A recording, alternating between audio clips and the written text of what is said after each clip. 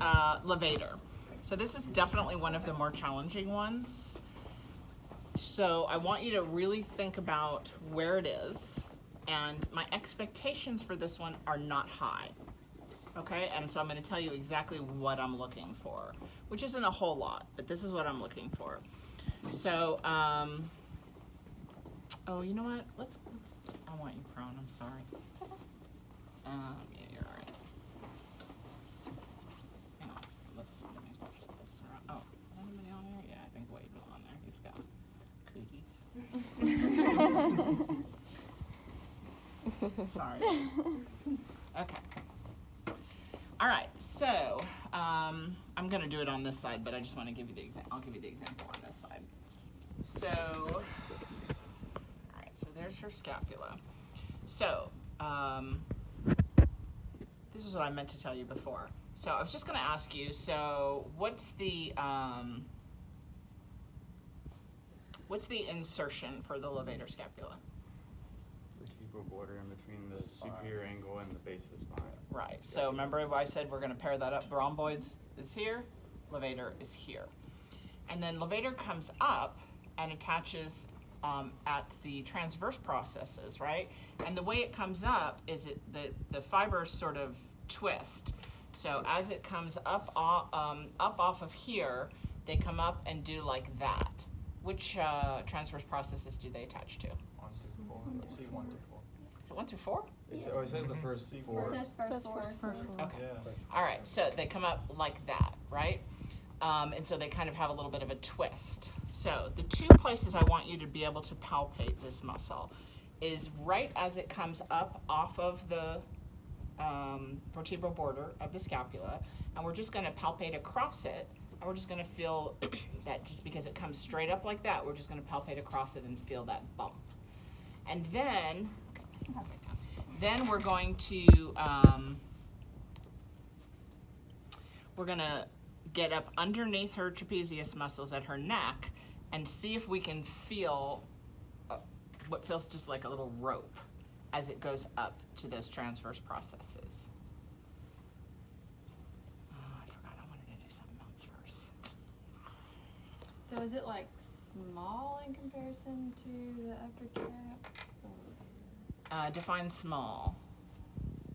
It's ropey, so it has more texture.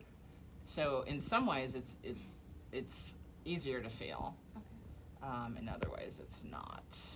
I know that was super helpful. Go ahead and go supine for me. I forgot. I wanted to. All right. So sort of like I just showed you. Lift your head. Sort of like I just showed you. Sorry, I didn't mean to pull your head down with your feet. All right, so sort of like oh goodness, I'm sorry, Morgan. That's okay. This is why I always use men for these demos. Okay, so sort of like I showed you how to find C7 and T1 just so you would have that sense for what it felt like in sitting. Same thing when we do levator. So I want you to get a sense for what the transverse processes feel like. And so we're gonna go ahead and locate those in supine. We're just gonna see what they feel like. So have your patient just rotate about 45 degrees, just about like that, okay. And so you can see her clavicle is right there. We're gonna locate her mastoid process, which is, turn this one, I'll show this side. This little bone right here, okay? So if you say, here's the mastoid process, there's her clavicle, about midway through her clavicle. When her head is tilted at about 45 degrees, the transverse processes of the cervical spine run right there, okay? We can also see, what's that? Throbbing. Carotid. It's an artery. Yeah, it's carotid, but it's an artery, so we're not gonna press on that. All right, so I'm gonna have her rotate just a little bit more so I can stay away from it. All right, so I'm gonna come in here and it, right off of the mastoid process, you'll feel, you can feel it on your own. So find your own mastoid process and then drop down. You feel that the bulge sticking out underneath it? That's actually your transverse processes of C1. It's weird, right? Doesn't it feel like it's so far out there? Part of that is because it's covered with muscle and stuff, so it feels like it's closer to the surface than it really is. All right, so I'm gonna feel right along here, and I'm heading right towards that middle. And what it feels like is just a ridge. So it's not going to feel like the spinous process is. It just feels like a ridge. I sort of think it feels like a string of pearls that's right in there. So it doesn't, or beads. So it doesn't feel like something specific is sticking out per se. It's just a bumpy ridge. I'm getting sort of close to her carotid, but I'm being really gentle.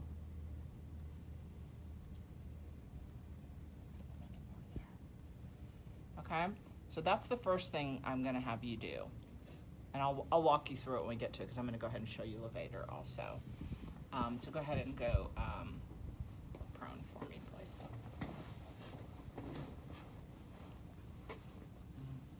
No, you're good. Details that I expect you guys to remember.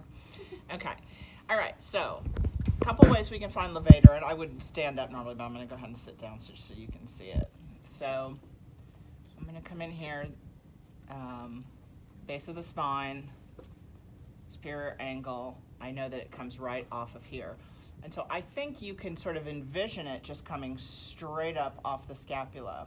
And it's fairly thin, but it's not, but it has some thickness to it. So you can palpate it. I am going to rock around here just a little bit. So you can palpate across, and I basically just feel like a wide rope. It's super easy to feel.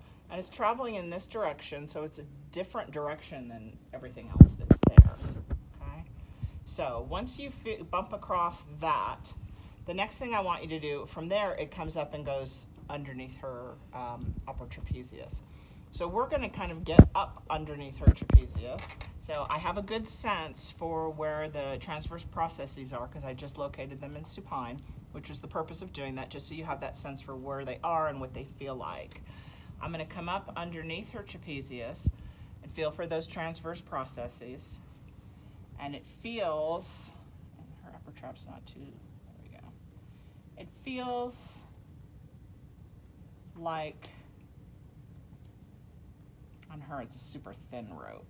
All right, so when I think I'm on it, then I'm going to be really still. And I'm going to ask her to lift the shoulder up towards your ear. Okay, go back down. Same thing, do it again. Okay, go ahead and relax. Do it again. Okay, good. And so I finally got my finger on one of the ropes. I don't know which one it is.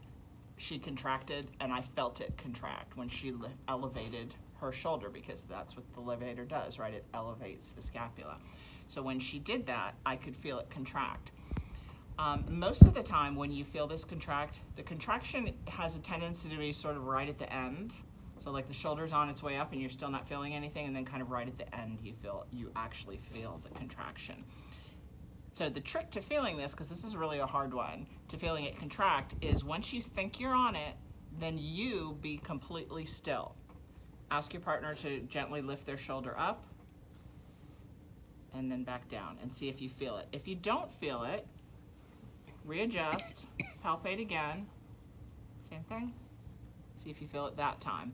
And you can play around with it and see how many of them you can find, but my expectation for you in terms of what I want you to be able to find is locate the insertion, palpate across it like I showed you, then come up here, up under the upper traps, feel it, have her contract it, and say yes. And if it's in the practical, I will say put one finger, keep one finger on the muscle after you told me you have it, and then I will definitely come in and feel it as well to confirm that that's it. Okay? A lot of head nodding. All right. Go ahead and grab it.